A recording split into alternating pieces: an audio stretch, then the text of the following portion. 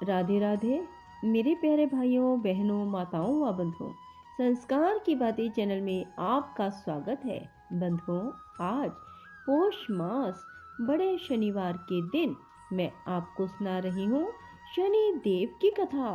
बंधुओं, जो मनुष्य भी शनिवार के दिन शनि देव की इस कथा को सुनेंगे, शनि देव की उन पर विशेष कृपा होगी। उन्हें शनि ग्रह से फिर डरने की कोई जरूरत नहीं रह जाएगी। जो मनुष्य भी शनिवार के दिन शनि देव की इस कथा को सुनेंगे, बंधुओं, पूर्ण विश्वास के साथ ही शनिवार के दिन शनि देव की इस कथा को सुने। बंधुओं, यदि आपने YouTube चैनल संस्कार की बातें अब तक सब्सक्राइब नहीं किया तो जरूर करें और बेल आइकन दबाना ना भूलें, ताकि आपको हमारी आने वाली सभी वीडियोस की जानकारी सबसे पहले हो सके। बोलो शनिदेव महाराज की जय हो। एक समय की बात है। सूर्य, चंद्रमा, मंगल, बुध, बृहस्पति, शुक्र, शनि, राहु और केतु, इन नवग्रहों में आपस में विवाद हो गया कि हम सब में से सबसे बड़ा कौन है। जब आपस में कोई निश्चय ना हो सका तो देवराज इंद्र के पास सभी गए और कहने लगे, आप सब देवताओं के राजा हैं, इसलिए आप हमारा न्याय करके बताएं कि हम नवग्रहों में सबसे बड़ा कौन है। राजा इंद्र इनका प्रश्न सुनकर घबरा गए और कहने लगे, मुझ में सामर्थ्य नहीं है जो किसी को बड़ा या छोटा बताऊं। मैं अपने मुख से कुछ नहीं कह सकता। हाँ, एक उपाय हो सकता है। इस समय पृथ्वी पर राजा विक्रमादित्य बड़ा न्याय करता है, अतः आप सब जाकर उनसे फैसला करा लो। यह सुनकर सभी ग्रह देवता चलकर भूलोक में राजा विक्रमादित्य की सभा में आकर उपस्थित हुए और अपना प्रश्न राजा के सामने रखा। राजा उनकी बात सुनकर बड़ी चिंता में पड़ गए। मैं अपने मुख से किसको बड़ा और किसको छोटा बताऊं? जिसको छोटा बताऊंगा वही क्रोध करेगा। परंतु उनका झगड़ा निपटाने के लिए राजा ने एक उपाय सोचा और उसने सोना, चांदी, कांसा, पीतल, शीशा, रांगा, जस्ता, अभ्रक और लोहा धातुओं के 9 आसन बनवाए। सब आसनों को क्रम से, जैसे सोना सबसे पहले और लोहा सबसे पीछे बिछाए। इसके बाद राजा ने सब ग्रहों से कहा, आप सब अपने अपने आसनों पर बैठ जाएं।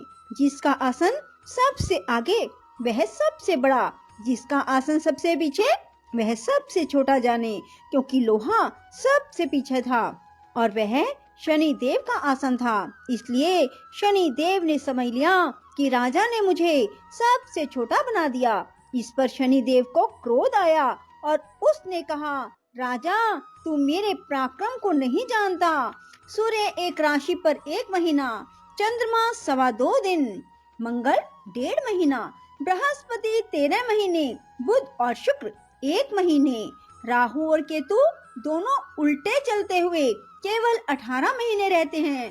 परंतु मैं एक राशि पर 2.5 और 7.5 साल तक रहता हूँ। बड़े बड़े देवताओं को भी मैंने भीषण दुख दिया है। राम जी को 7.5 आई तो वनवास हो गया, रावण को आई तो राम और लक्ष्मण ने सेना लेकर लंका पर चढ़ाई कर दी, रावण के कुल का नाश कर दिया। हे राजा, अब तू सावधान रहना। राजा कहने लगा, जो भाग्य में होगा देखा जाएगा। उसके बाद अन्य ग्रह तो प्रसन्नता के साथ चले गए, परंतु शनिदेव बड़े क्रोध के साथ वहां से सिधारे। कुछ काल व्यतीत होने पर जब राजा को 7.5 की दशा आई तो शनिदेव घोड़ों का सौदागर बनकर अनेक सुंदर घोड़ों सहित राजा की राजधानी में आए।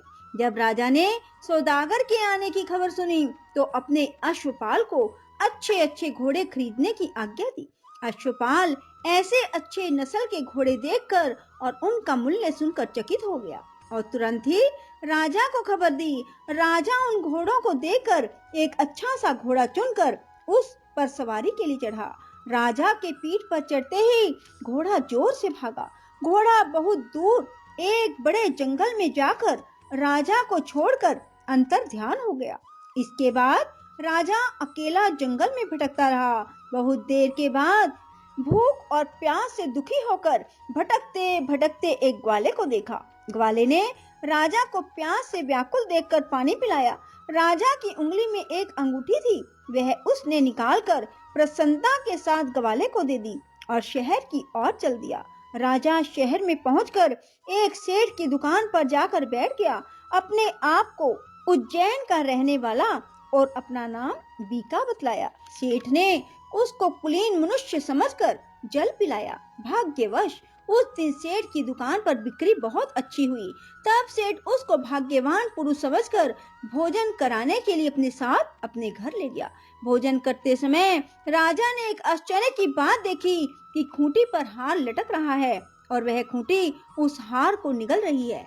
सेठ को कमरे में हार ना मिला तो सब ने यही निश्चय किया कि सिवाय बीका के कोई इस कमरे में नहीं आया, अतः अवश्य ही उसने हार चोरी किया है।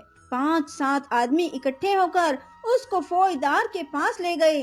फौजदार ने उसको राजा के सामने उपस्थित कर दिया और कहा, ये आदमी तो भला प्रतीत होता है, चोर नहीं मालूम होता, परंतु सेठ का कहना है इसके सिवाय और कोई घर में आया ही नहीं, अवश्य ही इसी ने चोरी की है। तब राजा ने आज्ञा दी कि इसके हाथ पैर काटकर चौरंगिया किया जाए। राजा की आज्ञा का तुरंत पालन किया गया और बीका के हाथ पैर काट दिए गए। कुछ काल के बाद एक तेली उसको अपने घर ले गया। बीका कोलू पर बैठा हुआ अपनी जुबान से बैल हाँकता रहा। कुछ वर्षों में शनि की दशा समाप्त हो गई। एक रात को वह वर्षा ऋतु के समय मल्हार राग गाने लगा। उसका गाना सुनकर उस शहर के राजा की कन्या उस राग पर मोहित हो गई और दासी को खबर लाने के लिए भेजा कि शहर में कौन गा रहा है। दासी सारे शहर में फिरती फिरती क्या देखती है कि एक तेली के घर में चौरंगिया राग गा रहा है। दासी ने महल में आकर राजकुमारी को सब वृतांत सुना दिया। बस उसी क्षण राजकुमारी ने यह प्रण लिया, चाहे कुछ हो मुझे इस चौरंगिया के साथ विवाह करना है। माता ने कहा, पगली यह क्या बात कह रही है, तुझको किसी देश के बड़े राजा के साथ परनाया जाएगा। कन्या कहने लगी कि माताजी मैं अपना प्रण कभी नहीं तोड़ूंगी। माता ने चिंतित होकर यह बात राजा को बताई। जब महाराज ने भी आकर यही समझाया कि मैं अभी देश देशांतर में अपने दूत भेजकर सुयोग्य, रूपवान और बड़े से बड़े गुणी राजकुमार के साथ तुम्हारा विवाह करूंगा, ऐसी बात तुमको कभी नहीं विचारनी चाहिए। कन्या ने कहा, पिताजी मैं अपने प्राण त्याग दूंगी, परंतु दूसरे से विवाह नहीं करूंगी। इतना सुनकर राजा ने क्रोध से कहा, यदि तेरे भाग्य में ऐसा ही लिखा है तो तेरी जैसी इच्छा हो वैसा ही कर। राजा ने तेली को बुलाकर कहा, तेरे घर में जो चौरंगिया है उसके साथ मैं अपनी कन्या का विवाह करना चाहता हूँ, अपने घर जाकर विवाह की तैयारी करो। राजा ने उसी समय राजकुमारी का विवाह चौरंगिया विक्रमादित्य के साथ कर दिया। रात्रि को शनिदेव ने विक्रमादित्य को स्वप्न दिया, राजा देखो मुझको छोटा बतलाकर तुमने दुख उठाए। राजा ने क्षमा मांगी। शनिदेव ने प्रसन्न होकर विक्रमादित्य को हाथ पैर दे दिए। तब राजा ने कहा, महाराज मेरी एक प्रार्थना स्वीकार करें, जैसा दुख आपने मुझे दिया ऐसा किसी को न देना। शनिदेव ने कहा, तुम्हारी यह प्रार्थना स्वीकार है।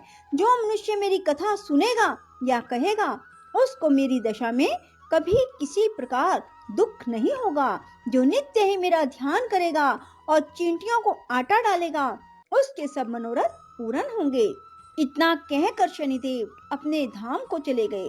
राजकुमारी की आंख खुली, उसने पति के हाथ पांव देखे तो उसे बड़ा आश्चर्य हुआ। राजा ने अपना समस्त हाल कहा कि मैं उज्जैन का राजा विक्रमादित्य हूँ। यह बात सुनकर राजकुमारी अत्यंत प्रसन्न हुई। प्रातःकाल राजकुमारी से उसकी सखियों ने पूछा तो उसने अपने पति का समस्त वृतांत कह सुनाया। सब ने प्रसन्नता प्रकट की और कहा कि ईश्वर ने आपकी मनोकामना पूर्ण कर दी। जब उस सेठ ने यह बात सुनी, वह सेठ विक्रमादित्य के पास आया, उसके पैरों में गिरकर क्षमा मांगने लगा कि आप पर मैं चोरी का दोष लगाया, अतः आप मुझको जो चाहे दंड दें। राजा ने कहा, मुझ पर शनिदेव का कोप था, इसी कारण यह सब दुख मुझको प्राप्त हुआ, इसमें तुम्हारा कोई दोष नहीं। तुम अपने घर जाकर अपना कार्य करो। सेठ बोला कि मुझे तभी शांति होगी जब आप मेरे घर चलकर प्रीति पूर्वक भोजन करेंगे।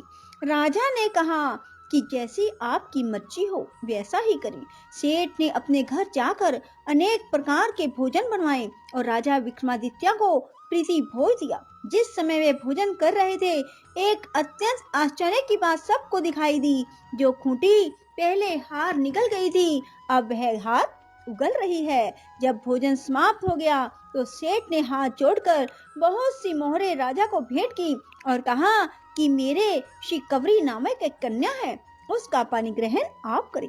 इसके बाद सेठ ने अपनी कन्या का विवाह राजा के साथ कर दिया और बहुत सा दान दहेज दिया। कुछ दिनों तक वहां निवास करने के बाद विक्रमादित्य ने शहर के राजा से कहा, अब मेरी उज्जैन जाने की इच्छा है। राजा और सेठ से विदा लेकर राजकुमारी मनभावनी, सेठ की कन्या शिकवरी दोनों जगह के दहेज में प्राप्त अनेक दास दासी, रथ और पालकियों सहित विक्रमादित्य उज्जैन की तरफ चले। जब शहर के निकट पहुँचे और पुरवासियों ने राजा के आने का संवाद सुना तो समस्त उज्जैन की प्रजा अगवानी के लिए आई। बड़ी प्रसन्नता से राजा अपने महल में पधारे। सारे शहर में बड़ा भारी महोत्सव मनाया गया और रात्रि को दीप माला की गई। दूसरे दिन राजा ने शहर में यह सूचना कराई कि शनि देव सब ग्रहों में सर्व ऊपरी हैं। मैंने इनको छोटा बतलाया, इसी से मुझको यह दुख प्राप्त हुआ। सारे शहर में प्रत्येक शनिवार को शनि देव की पूजा और कथा होने लगी। प्रजा अनेक प्रकार के सुख भोगती रही। जो मनुष्य भी शनिवार की इस कथा को पढ़ता अथवा सुनता है, शनि देव की कृपा से उसके सब दुख दूर हो जाते हैं। बोलो शनि देव महाराज की जय हो। राधे राधे, जय श्री कृष्णा। बंधुओं, यदि आपको हमारी वीडियो पसंद आए तो इसे लाइक करें और शेयर भी जरूर करें। धन्यवाद।